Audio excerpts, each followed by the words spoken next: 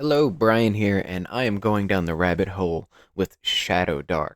I'm starting a game this week with it. It's a lot of fun so far. And one resource that is wonderful for this game is ShadowDarklings. And this is a little tutorial for players, as it was difficult finding a concise explanation of how to use this. So let's get started. We're going to go to the Characters tab and create a new character. Now, for you, a lot of these sources might be checked.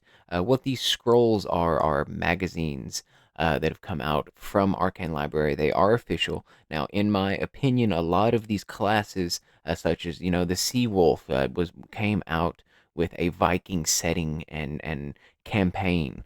There's the Desert Rider, which was kind of a hex crawl in the desert. So a lot of these classes are kind of themed around the adventures that they were released with. It does not make them homebrew or unofficial, but your game master might have a curated list of what they think would be in this game. They can use this game master settings link to send you a curated link. And when you get one of these, what you're going to see is this game settings. It'll let you know what ancestries and classes your game master has allotted you. Be sure to accept the settings here, and we're going to go and create a character. As you can see, all of this is locked. You can still unlock it. I would not recommend that. Now let's get to generating an actual character. You can see the generation method. You have design, random level 1 character, and a random level 0. This will mostly be for gauntlets, where it'll let you do 4 at a time or 1. Now we're going to go with a random level 1 character. As you can see here, if you go full random, a priest here, a decent wisdom, but more often than not, whenever you randomize this, it does not even look at your stats. You see, we got a thief here with a 16 wisdom. Obviously, a priest is the best class here. He has a 6 to his dexterity, and it still went with a thief. Mixed will kind of obviously give you mixed results. It may choose the best class for you, it may not. Sometimes it'll go off of your background or your race and kind of play into your strengths, and other times it won't. Best fit will obviously roll your stats and then always give you the best results, the best choices based on those stat rolls. Uh, you can come here to design, and let's start from the bottom here. You have minimal edits and edit mode. Edit mode entirely will allow you to completely customize your character. Now, any edits that you make to this sheet will be made aware to your game master, so don't think you can be sneaky in here and roll a really high stat block and get away with it. So let's go to minimal edits. That seems to be the best choice.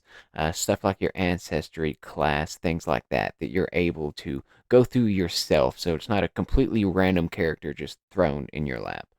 First things first, let's roll our background here. It looks like I'm not even going to try and pronounce that. Now we're going to see here, you usually only get one roll, but as you can tell, 14 or higher, you can opt to reroll. I'm going to go ahead and I'm going to reroll this. Looks like we got a 16 dexterity here. Everything else is a little low. We got some in our wisdom. Not the best stat roll. Let's go ahead and go halfling. Let's play into our strengths here. As we're probably going to go with a thief character. Play into that dex.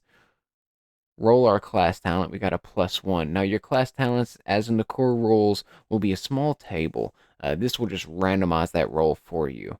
Come down here, you get a D4 for your hit points. We'll roll that. A decent roll. Golden gear. Ooh, that's a rough roll. On our gold, as you can see, after the crawling kit, which I always recommend, we only have 8 gold remaining. We're probably going to sink that into a weapon here. Now, as you can see, you have at the bottom a check. You can have all of the weapons here, but only thief weapons or whatever class you've chosen will always be selectable at the bottom. You see here the name of the weapon, the price, whether it is melee or ranged, the range of the weapon itself. So you can see here close for a club, far for a crossbow, close and near for a dagger, so on and so forth. Over here, the damage die. There are no modifiers in ShadowDark to your damage based on your stat block. So it's a flat 1d4, 1d6, 1d8, and so forth. Here we have weapon properties, which ShadowDarklings helpfully puts at the bottom here to remind you what these mean. Now we're going to go ahead and go with a short bow. Try and keep him at range. It looks like we have enough for a dagger as well. We're not going to have enough gold for any leather armor, so it's probably best to go ahead and give us this. We'll take 2 daggers. We're going to go broke today. 0 coins left. You have a ledger which will pop up in whatever VTT you enter this into for your game master to see. But let's imagine you actually had more gold than 15 on your roll. You could come here and look through the armor. You can go through the basic gear. This will sell whatever is in your inventory, and this will purchase it. All of the basic gear shows you how many slots it takes. So something like rations, you're able to have 3 of them per slot, 20 arrows per gear slot, and most of these take up a full slot.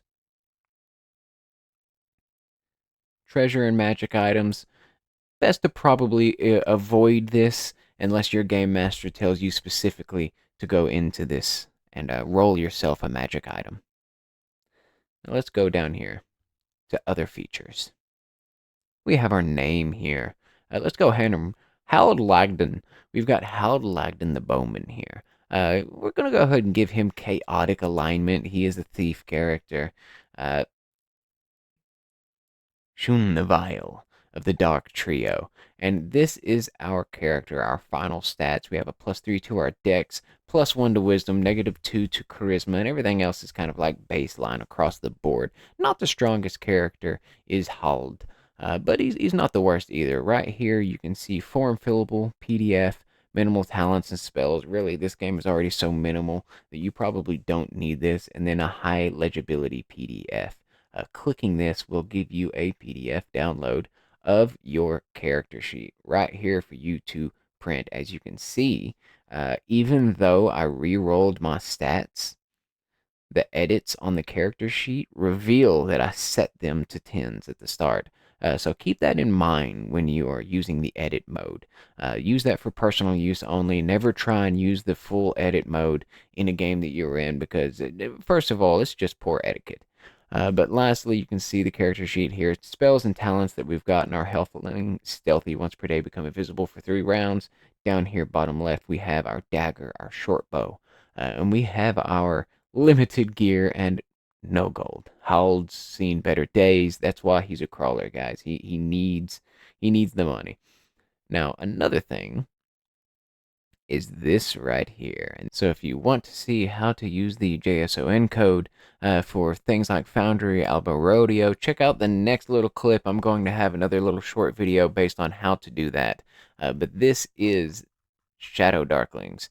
Be sure to save your character, or else all of this will be lost after your PDF. And if this character survives, which, welcome to the Shadowdark, that is unlikely at level 1, then you will want to have this base saved so you can adjust their wealth, their experience, and level them up instead of creating them from the start. So always make sure that you hit this save button.